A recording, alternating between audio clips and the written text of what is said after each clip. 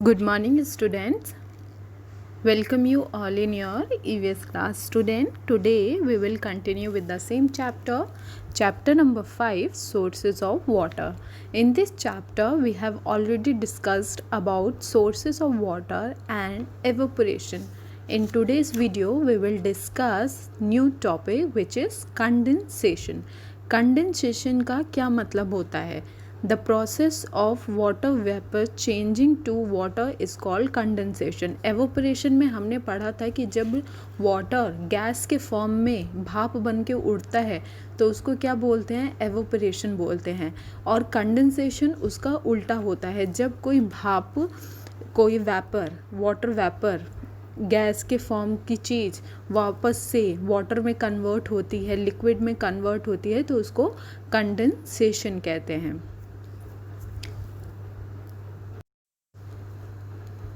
Condensation. When water vapor becomes cool, it changes to water. जब water vapour, जब भी water gas के form में उड़ा, वेपर बना, उसके बाद जब वो ठंडा होता है तो वो वापस किस फॉर्म में आ जाता है? वाटर के फॉर्म में आ जाता है या फिर लिक्विड के फॉर्म में आ जाता है. The process of water vapour changing to water is called condensation. और इसी प्रोसेस को, जो वाटर वेपर चेंज होता है वाटर में, इसी प्रोसेस को क्या बोलते हैं? कंडेंसेशन बोलते हैं. In nature water vapour condenses to form water in many ways. और जो कुदरत है, जो नेचर है, उसमें ये जो वाटर वेपर है ये वाटर में कन्वर्ट होने के लिए बहुत सारे तरीके अपनाती है. Many ways. Clouds, dew, fog, frost and snow are all examples of condensation. जो इन्वायरमेंट में जो नेचुरली कंडेंसेशन होती है वो कैसे होती है, किस फॉर्म में होती है? क्लाउड्स के फॉर्म में, बादलों के फॉर्म में. ड्यू मतलब होता है ओस के फॉर्म में. फॉग मतलब होता है कोहरे के फॉर्म में. फ्रॉस्ट मतलब होता है ठंडा या पाला पड़ना. स्नो मतलब जब बर्फ़ गिरती है. ये सारे क्या हैं? एग्जाम्पल्स हैं कंडेंसेशन के. इसके बाद आपके बुक में येलो कलर के बॉक्स में यहाँ पे दिया हुआ है डू यू नो, क्या आप जानते हो? So let's read this. The salt that we add to our food comes from sea water by the process of evaporation. हम लोग जो घरों में खाना खाते हैं उसमें जो नमक मिलाया जाता है, वो जो नमक होता है आपको पता है वो कहाँ से आता है? वो सी वाटर से आता है. ठीक है, समुद्र के पानी से, by the process of evaporation. और वो जो समुद्र का पानी है उसमें से नमक कैसे निकाला जाता है? किस प्रोसेस से? एवोपरेशन के प्रोसेस से. The salt is then sent to the factories to refine. और उसके बाद जो सॉल्ट है, नमक है, उसको निकाला सी वाटर से, उसके बाद उसको फैक्ट्रीज़ में रिफ़ाइन करने के लिए भेजा जाता है. ठीक है, ताकि उसको और अच्छी शाइन मिले. We eat this refined salt. और हम लोग इसी रिफाइंड सॉल्ट को खाते हैं. आप लोगों ने देखा होगा वाइट कलर का होता है, आयोडीन होती है उसमें, नमक में.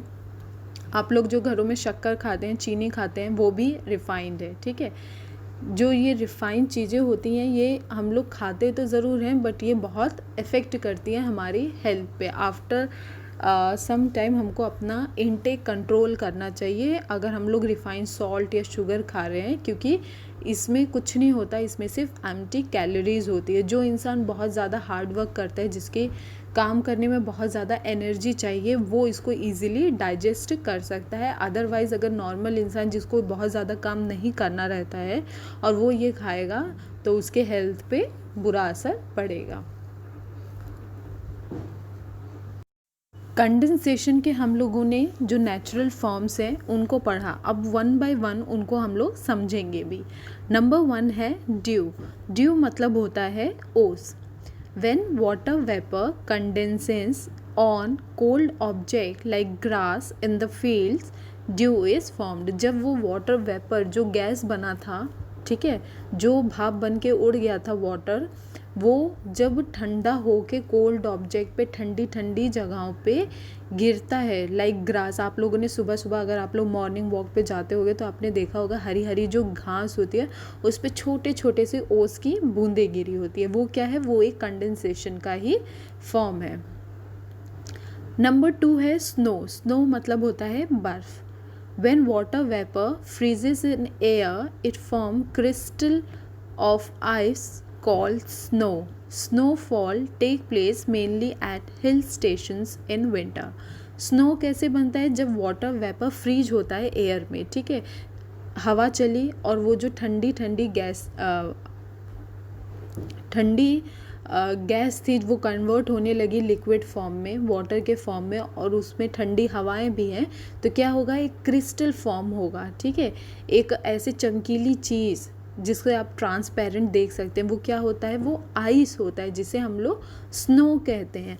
और ये स्नो कहाँ पे होता है? जो स्नोफॉल है, स्नो कहाँ पे आपको मिलेगा? जहाँ पे स्नोफॉल ज़्यादा होता है। और स्नोफॉल कहाँ पे होता है? हिल स्टेशंस पे।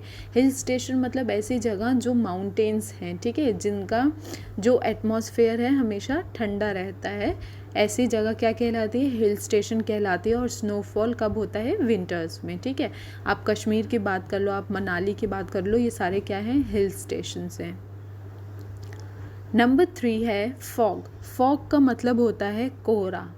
During winter, water vapor condenses on the dust particle in the air to form clouds close to the ground. During winter मतलब विंटर के समय में water vapour condenses on a dust particle in the air to form cloud close to the ground. आपको ऐसा लगेगा कि जो fog है, कोहरा है, आपको ऐसा लगेगा बादल की तरह है, ठीक है। ये कैसे होता है? जब वाटर वेपर फॉर्म कंडेंस करता है डस्ट पार्टिकल, जो छोटे छोटे डस्ट के पार्टिकल्स होते हैं, ठीक है, टुकड़े समझ लो, वो जब एयर में मिक्स होते हैं और उसी के साथ वाटर वेपर भी मिक्स हो जाता है, तो वो क्या होता है? क्लाउड जैसा फॉर्म कर लेता है, जिसे फॉग कहते हैं। कोहरा आपने अगर देखा होगा तो ऐसा लगता है कि जैसे बादलों के बीच हम लोग हैं। These clouds are called fog। और इन्हीं क्लाउड को, जो आपको लगता है कि बादल जैसे हैं, इन्हीं क्लाउड्स को फॉग कहते हैं। फॉग मतलब होता है कोहरा। आपकी बुक में तीनों पिक्चर दिया हुआ है, ठीक है, एक्सप्लेन करने के लिए। ड्यू का मतलब क्या होता है? ड्यू का मतलब होता है ओस। उसके बाद है स्नोफॉल। स्नोफॉल मतलब जब बर्फ़ भारी होती है तो उसे स्नोफॉल कहते हैं। ये कहाँ पे होगा? हिल स्टेशंस में होता है और विंटर्स के सीज़न में होता है। उसके बाद फॉग। फॉग के बारे में हम लोगों ने पढ़ा। फॉग मतलब क्या होता है? कोहरा। आपको ऐसा लगेगा कि आप बादलों के बीच हो, बट ऐसा नहीं होता है। See this picture student to understand the concept of evaporation और condensation। जब वाटर वेपर के फॉर्म में भाप बन के वाटर उड़ने लगता है तो वो क्या कहलाता है? एवोपरेशन कहलाता है, ठीक है। और फिर जब वही भाप वापस से लिक्विड के फॉर्म में कन्वर्ट होने लगता है तो उसको क्या कहते हैं? कंडेंसेशन कहते हैं। फिर से एक बात सुन लो, एवोपरेशन क्या होता है? जब वाटर चेंज होता है वाटर वेपर में, ठीक है, तो इसको क्या कहते हैं? एवोपरेशन कहते हैं, ठीक है। उसके बाद जब यही वाटर जो एवोपरेट हुआ है फिर से वाटर में कन्वर्ट होता है तो इसको क्या कहते हैं? कंडेंसेशन कहते हैं, ठीक है। ये दोनों एक दूसरे के अपोजिट हैं। आप लोग ये पिक्चर देखो, इससे भी आप एवोपरेशन समझ सकते हो, ठीक है।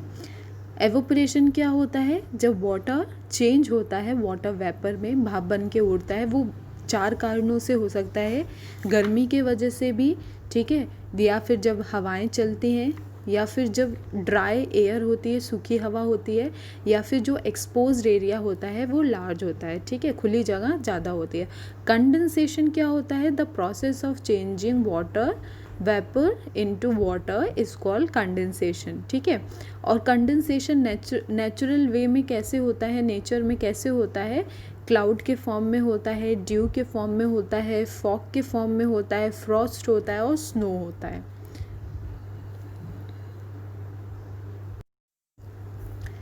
Okay students, we are done with the topic condensation, and today we are also done with the entire chapter. Student, if you have any problem, any query related to the chapter, you can ask me.